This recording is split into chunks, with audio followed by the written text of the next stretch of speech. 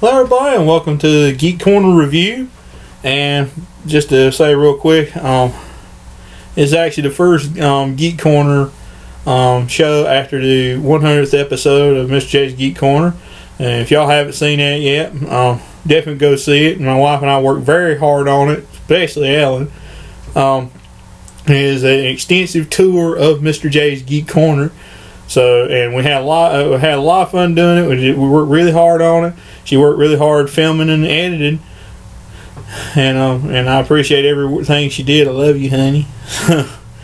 Yeah, Ellen and I worked really hard on it. So definitely go check it out. I think y'all really enjoy it. Definitely give it a look.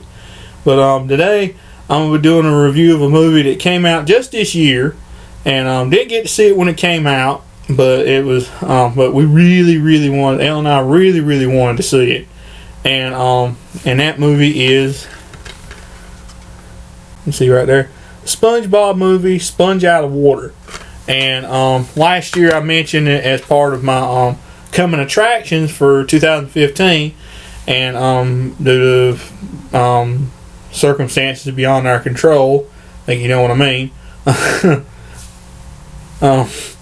We weren't able to see it when we wanted to, and it just came out recently in stores on DVD. And of course, you know how much DVD is, $20 flipping. But here's the funny thing, though, and everybody, I know y'all asking how do we get it? It's a funny story. Well, just recently we went over to Five Below, and we have a Five Below. And we went over. We were looking around, and we happened to see they had a wheelbarrow. They always have like the biggest deals up front and some wheelbarrows up in front of the store. Y'all know how Five Below works. They have some huge deals out front there, and they had like different items there. Well, one of the wheelbarrows had DVDs in it, and a lot of them were brand new movies. I mean, they weren't that old at all, and they were. And as they had Star Trek Into Darkness, they had I think it's Project Almanac, and the new Michael Bay's new Teenage Mutant Ninja Turtles movie that came out last year. And one of the movies, and they had a whole slew of them in there, was this one. And you know the thing about Five Below, they ain't got nothing in there that is above $5. Which, you know what that means? This little jewel right here was $5. I showed this to Ellen, and she was like, give me that. And of course we bought it and watched it, and today I wanted to tell you my review of it. And there might be a few little spoilers here and there, so brace yourself. You don't want to hear this right away. You want to go see the movie first, then watch the review. But if you want to get it spoiled, here we go. The whole thing starts out. It's like it's like a to kind of get the bottom line for it. It's like a like any SpongeBob episode the last few years. They've had basically it's Plankton trying to steal the Krabby Patty formula again. He's trying to steal it again, but what happens is that while they're fighting over it, he and SpongeBob are fighting over it, it suddenly just disappears. I mean, it starts off on an island with a pirate getting a book. About like Indiana Jones, he gets a book and he goes away with it and starts reading a story, and this is the story he's reading. Well, all of a sudden, the thing disappears. And the formula disappears, and on top of that, they're out of patties. And essentially, Bikini Bottom turns into Mad Max. Everybody the post basically is like apocalypse. Everybody says it's like like an apocalyptic look or something. All of a sudden, next thing you know, everything is like, and everything turns into a scene out of Mad Max. And everybody's right ready to string him up, and he keeps saying, I didn't do it, I didn't steal it. Nobody believes him, and they just about want to kill him. And the only one that believes him is SpongeBob. And he helps him escape, and SpongeBob helps him escape and tags along with him, and they essentially turn against him. They're like, oh, he's helping the villain now. And he goes to try to get Patrick's help, but Patrick's betrayed him too, and he joins up with the rest of the town trying to... So what they end up doing is they're trying to figure out what happened.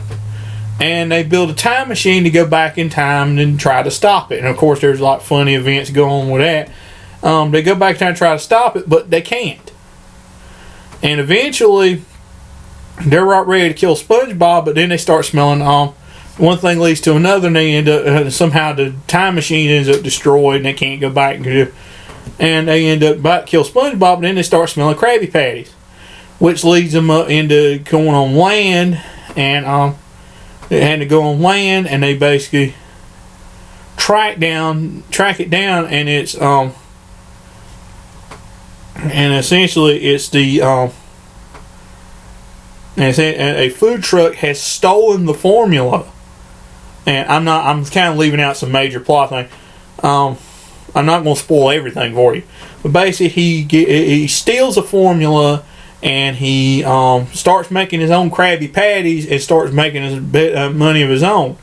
And basically, I'll tell you this part. He essentially how he winds up with the formula, he rewrites the story to where he gets the formula. And he essentially writes them onto a desert island for trying to stop him.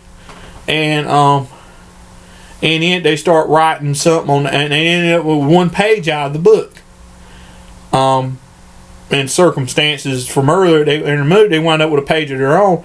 SpongeBob winds up getting it and writes his own thing in there, writes his own little entry on that page, where they all end up transforming into superheroes. And how they wind up on land, it's a whole thing involving a cosmic dolphin that, again, I'm just not going to go into it because it's just more in-depth, more spoilage, but I'll just say it's a cosmic dolphin gives them the ability to come up on the land so they won't basically suffocate and die. But SpongeBob essentially turns them into superheroes by writing on that page, and they go after this guy. And they end up tracking him down, and they wind up basically I said they stop him, and they do get, but they go off trying to stop him. What happens? I'm not going to say because that's too much info. But bottom line, I'm gonna say, but it ends up ending really good. It's really funny. But my review of this is that it was really, really good. I'm gonna say this is I'm gonna say I blame my wife for getting me involved in liking SpongeBob SquarePants. It ain't a bad thing, because used to I basically just like I was like shared a bunch of other folks' opinions like, oh, it's stupid and stuff like that. But she actually had me sit down and actually watch it with her, and it's very. I mean, it is stupid. I mean, what cartoons ain't gonna be stupid? But I said there's a lot of episodes that are really very smartly written, and I dare harken them back to the days of like the old Looney Tunes cartoons from back in the 50s and 60s, even the 70s, or maybe like the 40s, maybe about the 50s and 60s. I harken them back to that, but there's a lot of them that are just absolutely stupid. But this movie, to me, is like an extra long feature-length episode of the actual TV show. And I'll say this is some of the best SpongeBob I've seen in a while. I mean, SpongeBob ain't going downhill, but there's been a lot of I ain't saying it's a terrible show by any means. Like I said, there's some that ain't really that good, but there's a lot of them that's really good. And I'm gonna say this is some of the best SpongeBob I've seen in a while by comparison. I mean, it's good. This is better. Is one I've seen in a while. Well, since about season 8, which is the last. I haven't seen any of season 9, but I have seen season 8. Season 8's pretty good. This is better than season 8, and better of what I've seen in season 9 even. I mean, it's really a good movie. Ellen really loved it too. She really liked it too. And she said it was better than the first SpongeBob movie, and I wholeheartedly agree with that. I'll definitely say this: if you're a fan of a kids movie that ain't got a slew of singing in it, this is the one for you. Because The first SpongeBob movie, they're about like every other kids movie with the token singing in it. This movie maybe has like 2 music cues in the whole thing. One of them is actually, I think SpongeBob sings the same song twice, and Plankton sings the same song twice, and which is about like the equivalent of what they've done on some of the episodes. And one Pharrell Williams song in it, which absolutely is ugh. And I was like, they could have done without that. That's my only. And like I said, and the only thing I said that's one of the only 2 things I don't like in this movie is this. 1, that. 2, the totally unnecessary, out of left field rap battle at the end between the talking seagulls, which are part of the movie, and that cosmic dolphin I was talking about, that granted SpongeBob and his friends the ability to be on land. The rap battle at the end with them 2, that was completely unnecessary, just like that Pharrell Williams song. The reason I say it's unnecessary is because, well, when you're walking around the Walmart electronics department and nobody will restart the movie, and that is the only thing you hear repeating over and over again because it's the song on the menu. And in fact, I'm not a Pharrell fan either. It don't really help in it. And like I said, they put and that is the one song they play whenever they start time traveling. Every time they start time traveling, that's the song they're playing. And I was like, enough already, people, enough. But other than those 2 things, it was a really good movie. I mean, it's like watching, like I said, it was like watching let me see, how long is this movie? It is 92 minutes. It's like watching a 92-minute SpongeBob episode. It really is. It's very good, very well done, and I'm going to say it, the CG is incredible in this movie. It is incredible.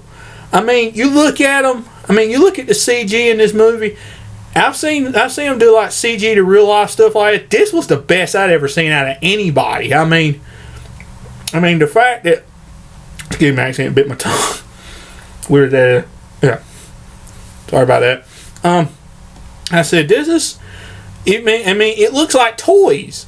It looks like toys come to life almost. It looks like it merges perfectly into the real world. It don't look like something that's like, oh, that's cartoon character. It ain't like with Homer, like in the Treehouse of Horror mini short Homer Cubed, where Homer crashes into the real world at the end of it, where he's walking around in the real world amongst like real humans, and he don't look like he matches at all. This actually looks like they are action figures, and when they first show up, they look like action figures come to life. They really do, and it don't look fake. It's just, it looks about. I'll show you. It looks about as like this does. I ain't saying it looks like Alman. I was like, it looks just like me sitting here holding this action figure right here. It looks just that real, and then when they turn into the superheroes, it looks awesome. It really looks awesome. Excuse me while I'm trying to do this, but trying to set him back up. But I said, it just is really well done. I mean, this is, like I said, this movie blows the first movie clean out of the water and sinks it. I mean, it is just great. I mean, I said, and then the fun. And I'm gonna say another way it's better than the first one, other than the very limited amount of singing. There is no gratuitous celebrity cameos in it like the first one. I mean, you had like in the first one, you had I don't know how many different celebrities you had. You had David Hasselhoff as one. You had some others in there. For some reason, I can't think of them right now. There is no. I mean, he did. That wasn't really a good cameo for him. But like I said, you had Antonio Banderas was playing the villain, and he did. He did. It was crazy. I mean, he's playing this pirate slash food truck operator. I mean, he was great in it. I mean, he was just a good villain all around. And like I said, it was just. I said it was a good story, good computer graphics, good animation. It was just so good, very well written. And it was good to hear the SpongeBob music thrown in there too. Like I said, that's what made it so much feel like an episode more than just a movie. It felt like it was a part of the TV show. And I'm gonna say, and the whole superhero part, that was great. I mean, you got Patrick that could control ice cream, and you got Plankton that looks like the Hulk with a little bitty head. It was just so funny. It's fun. It was a great movie.